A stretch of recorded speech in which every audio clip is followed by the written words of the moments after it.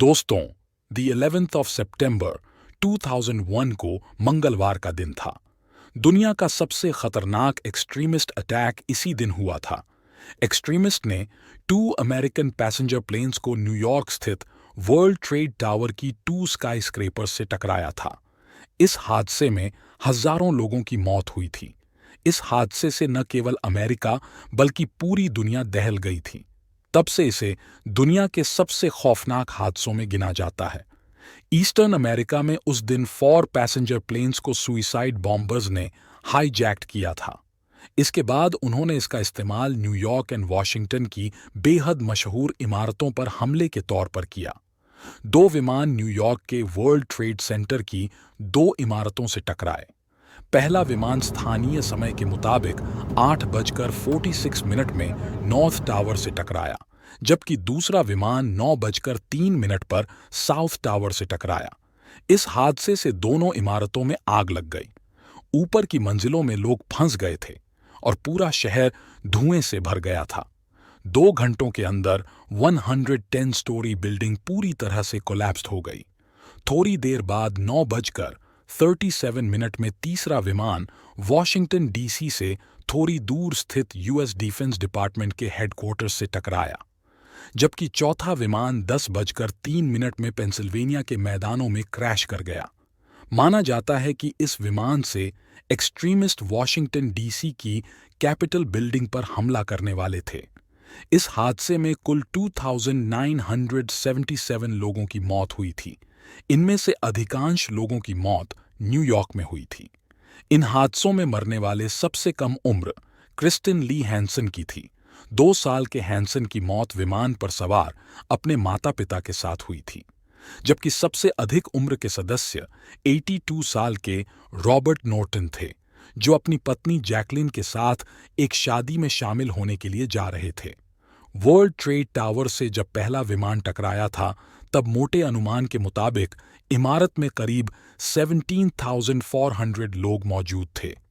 North tower में जहां विमान टकराया था, उससे ऊपर मौजूद कोई शख्स जीवित नहीं बचा, जबकि साउथ टावर में जहां विमान टकराया, उससे ऊपर की मंजिलों में केवल 18 लोग जीवित बचे।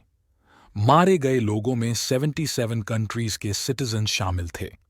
इसके अलावा न्यूयॉर्क सिटी में मलबे की चपेट में आने से भी 441 लोगों की मौत हुई थी। इस हमले में हजारों लोग घायल हुए थे या बाद में बीमार हो गए। इनमें फायर फाइटर्स भी शामिल थे। द 11th ऑफ सितंबर के हमले के 1 महीने के भीतर तत्कालीन यूएस प्रेसिडेंट जॉर्ज बुश ने अल कायदा और ओसामा बिन लादेन को खत्म करने के लिए अफगानिस्तान पर हमला कर दिया। अमेरिका को इस मुहिम में दूसरे देशों से मदद भी मिली। करीब 10 साल बाद 2011 में ओसामा बिन लादेन को अमेरिकी सैनिकों ने पाकिस्तान के एबटाबाद में मारा। द 11th ऑफ सितंबर के हमले के कथित रणनीतिकार खालिद शेख मोहम्मद को पाकिस्तान में 2002 में हिरासत में लिया गया था। तब से उन्हें अमेरिका की ग्वांतानामो बे जेल में रखा गया है। अभी तक उनकी सुनवाई शुरू नहीं हुई है। अल कायदा आज भी एक्टिव है। अब यह अफ्रीका के सब सहारा एरिया में कहीं ज्यादा मजबूत है, लेकिन इसके सदस्य अफगानिस्तान में भी मौजूद हैं।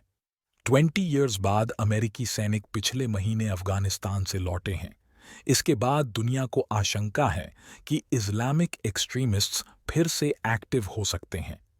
द 11th ऑफ सितंबर के हमले के बाद विमानों की सुरक्षा व्यवस्था काफी बढ़ गई।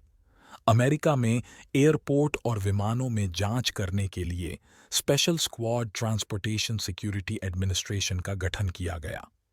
न्यूयॉर्क में वर्ल्ड ट्रेड टावर के मलबों को हटाने में कुल 8 महीने से ज्यादा का वक्त लगा। उस जगह मेमोरियल एंड म्यूजियम बनाया गया है और अलग डिजाइन में वहां इमारत फिर से खड़ी की गई। वर्ल्ड ट्रेड टावर की इमारत को अब फ्रीडम टावर कहा जाता है।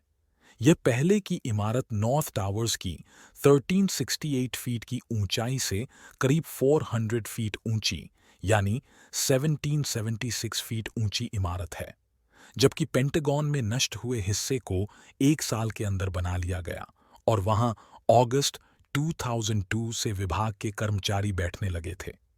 तो आज हमने वर्ल्ड ट्रेड टावर में हुई 9/11 अटैक्स के बारे में जाना। अगर आपको वीडियो पसंद आया तो हमारे चैनल थ्योरी ब्रेकर को like, comment, share and subscribe करें।